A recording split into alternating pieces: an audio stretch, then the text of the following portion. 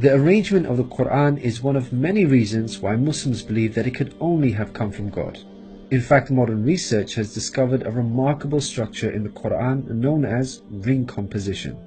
To demonstrate this, let's analyze the second chapter of the Quran known as Al-Baqarah, the cow. This chapter consists of a total of 286 verses. The entire chapter can be divided into 9 groups based on theme. The first group of verses talk about faith and unbelief. This mirrors the theme of the last group of verses. The second group covers God's creation and knowledge. This again mirrors the second to the last group's theme. The third group discusses the law given to the Israelites, which mirrors the giving of law to the Muslims in the 7th group. The fourth group relates to the test of Abraham, a mirror of the test of Muslims in the 6th group. The middle group, the 5th group, is the central theme of the entire chapter, the change in direction of the Muslim prayer. We have made you believers a middle nation, so that you may bear witness to the truth before others. We only made the direction the one you used to face in order to distinguish those who follow the messenger from those who turn on their heels. This turning point was the change in direction of the daily prayers from Jerusalem to Mecca, which represented a big test for the believers. We find the mention of this important turning point in exactly the middle of the chapter, the 143rd verse. Moreover, this verse even contains the word middle. Together these 9 groups form a giant ring composition. As you can see, ring composition is structured as a sort of circle, with the central meaning placed at the center. You can think of it in terms of a mirror. So ring composition is the equivalent of putting a mirror in the middle. What is mentioned in the first half will be reflected in the second half.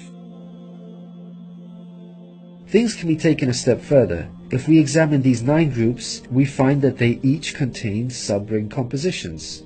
So what we have is rings within rings. For example, here is the 8th group with the theme of God's creation and knowledge. We can see that the beginning and the end both have the themes of giving and charity, and the central theme of God's power and knowledge is placed in the middle. Things can be taken further still.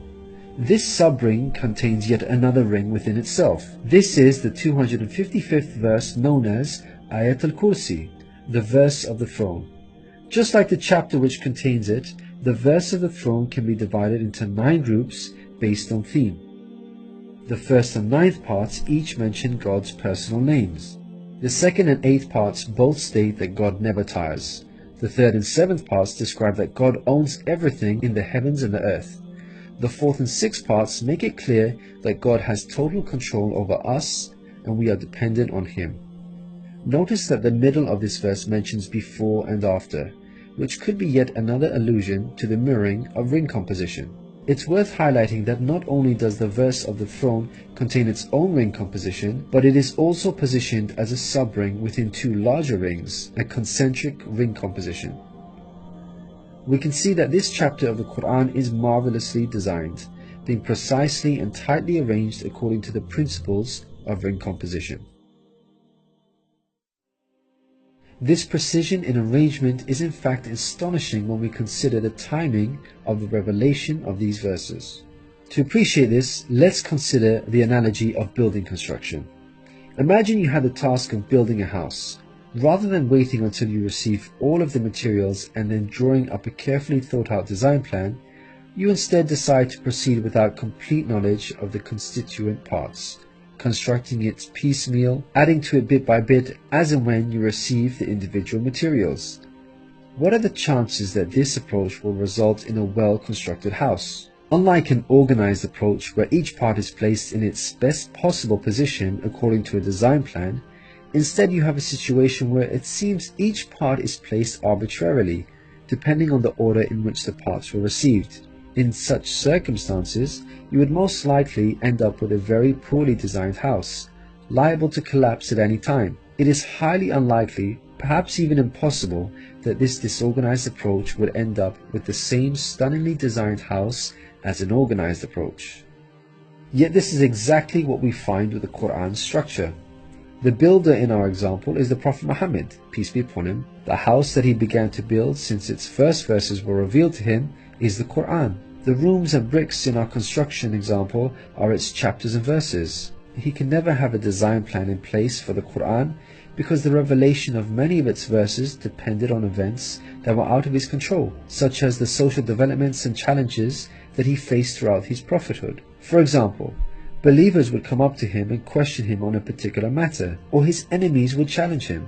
The responses in the form of revelation would then descend on him, addressing the specific situation that he was facing.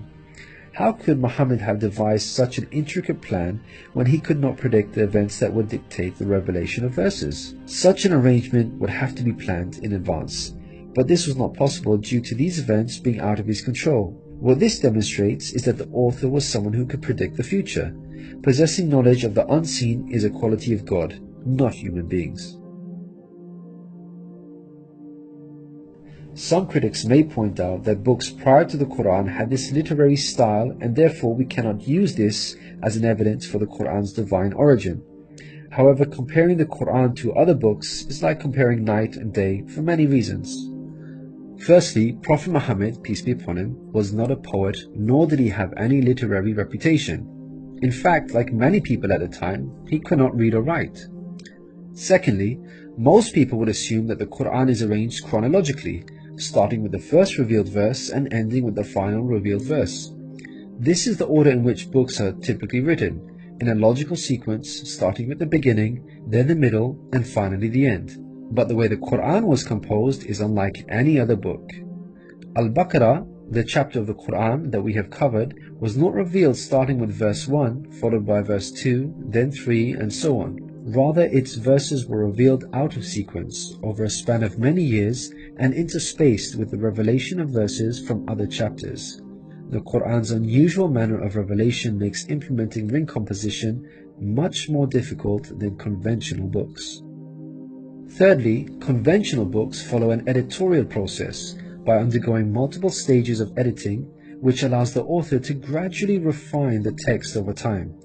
However, the Quran did not undergo an editorial process. Prophet Muhammad, peace be upon him, would place the verses in their positions as soon as they were revealed to him. With each new verse, he would not go off and review what had been previously revealed to see where he can position them in order to maintain a ring structure.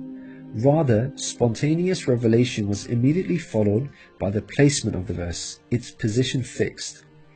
When we look at the history of the Quran's compilation, there is not a single instance of a verse being moved around in order to make it fit a ring composition. Fourthly, achieving ring composition in conventional books is much more feasible as the author has complete control over the content, allowing them to plan their structure ahead of time. As we've already seen with the Quran, its content was circumstantial as it was tied to events that were out of the control of the Prophet Muhammad, peace be upon him, and therefore he could not plan a structure ahead of time. Fifthly, the Quran was first revealed as an oral recitation, not in written format. With written books, you can easily plan a structure because you can quickly and conveniently refer back to what you have written previously. But with a recited text like the Quran, the Prophet Muhammad, peace be upon him, would have had to rely on his memory in order to recall what was previously revealed, a much greater challenge. In light of all these difficult circumstances, wouldn't you expect the Quran's structure to be jumbled? What we find against all odds, however, is that the Quran contains a remarkably sophisticated structure. The circumstances of the Quran's revelation, together with its precision and harmony, represent a compelling argument for its divine origin. Your companion is neither astray nor being misled, nor does he say anything of his own desire. It is no less than inspiration sent down to him. He was taught by one mighty in power.